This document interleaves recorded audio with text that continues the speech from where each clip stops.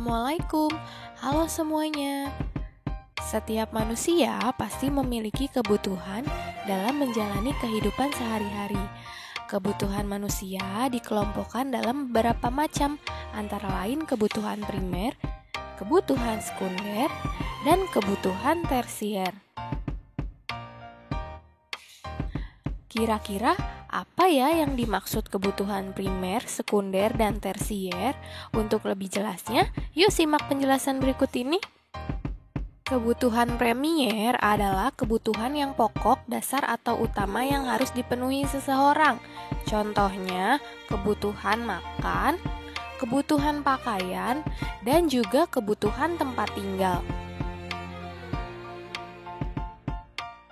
Yang kedua, kebutuhan sekunder. Kebutuhan sekunder adalah kebutuhan yang berkaitan dengan usaha menciptakan atau menambah kebahagiaan hidup. Contohnya, pergi piknik, membeli kamera baru, membeli sepeda baru, atau membeli barang-barang lainnya. Yang ketiga, kebutuhan tersier. Kebutuhan tersier merupakan kebutuhan yang mewah untuk meningkatkan status sosial atau gengsi seseorang, bahkan juga dapat dikaitkan dengan hobi yang bersangkutan. Contohnya, jalan-jalan ke luar negeri, membeli pesawat jet pribadi atau kendaraan mewah lainnya, dan membeli perhiasan.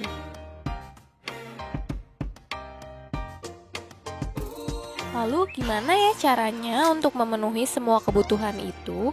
Semua kebutuhan itu dapat terpenuhi jika manusia berusaha dengan bekerja keras. Salah satunya melalui kegiatan ekonomi. Kegiatan ekonomi terbagi menjadi 3, yaitu kegiatan produksi, distribusi, dan konsumsi. Produksi adalah kegiatan yang menciptakan, mengolah, mengupayakan pelayanan, menghasilkan barang dan jasa, atau untuk meningkatkan nilai suatu benda. Nah, orang yang melakukan itu disebut produsen. Produksi ada dalam berbagai bidang, antara lain bidang pertanian, industri, pertambangan, dan jasa. Selanjutnya yaitu distribusi. Kegiatan distribusi adalah kegiatan menyalurkan barang dari produsen ke konsumen. Orang yang bertugas menyalurkan barang dan jasa disebut distributor. Contohnya yaitu pasar, toko, warung atau agen, dan juga mal. Yang ketiga, konsumsi. Kegiatan konsumsi yaitu kegiatan menggunakan, memakai, dan menghabiskan barang dan jasa, atau dengan kata lain mengurangi kegunaan suatu barang. Orang yang melakukan itu disebut konsumen. Contohnya, pengguna jasa servis, pembeli di toko atau mal, dan pelanggan di restoran.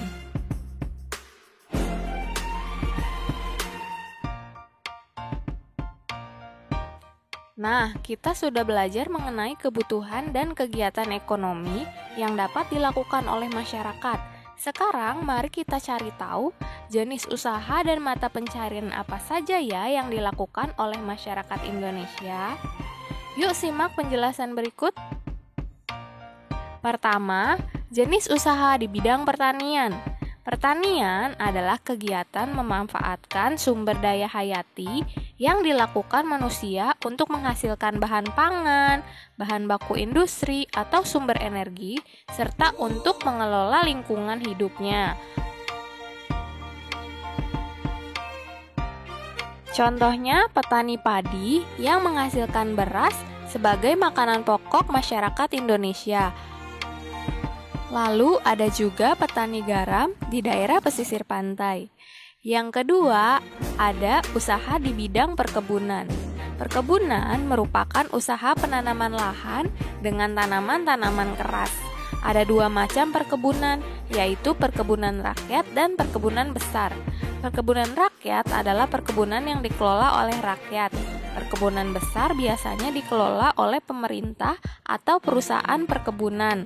Contoh hasil perkebunan antara lain perkebunan teh, perkebunan wortel, perkebunan karet, perkebunan kelapa sawit, dan masih banyak lagi. Yang ketiga yaitu perikanan. Perikanan adalah kegiatan manusia yang berhubungan dengan pengelolaan dan pemanfaatan sumber daya hayati perairan. Ada dua macam perikanan, yaitu perikanan hasil tangkap dan perikanan budidaya. Perikanan hasil tangkap yaitu ikan yang ditangkap langsung dari laut dengan cara dipancing atau menggunakan jaring. Sedangkan budidaya adalah ikan yang dirawat dan dipelihara masyarakat untuk diperjualbelikan. Yang keempat, ada peternakan. Peternakan adalah usaha memelihara binatang peliharaan yang diambil manfaatnya.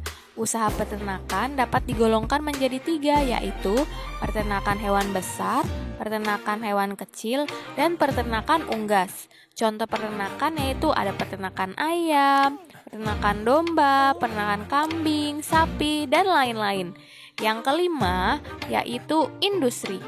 Industri adalah kegiatan memproses atau mengolah barang dengan menggunakan sarana dan peralatan, misalnya mesin.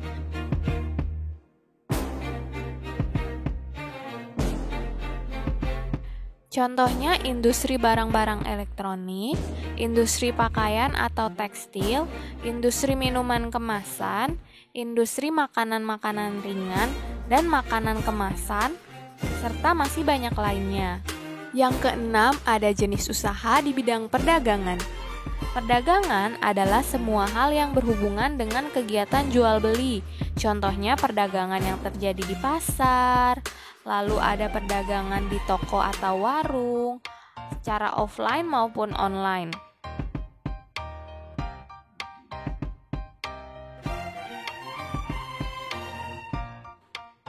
Yang ketujuh, jenis usaha bidang pertambangan. Indonesia memiliki berbagai macam mineral. Usaha untuk mengolah atau memanfaatkan mineral demi kesejahteraan manusia disebut pertambangan.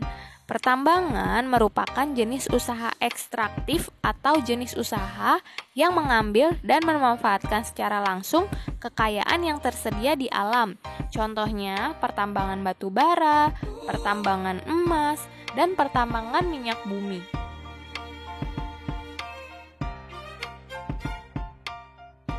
Yang kedelapan, ada jenis usaha bidang jasa. Jasa adalah segala aktivitas atau manfaat yang ditawarkan kepada orang lain.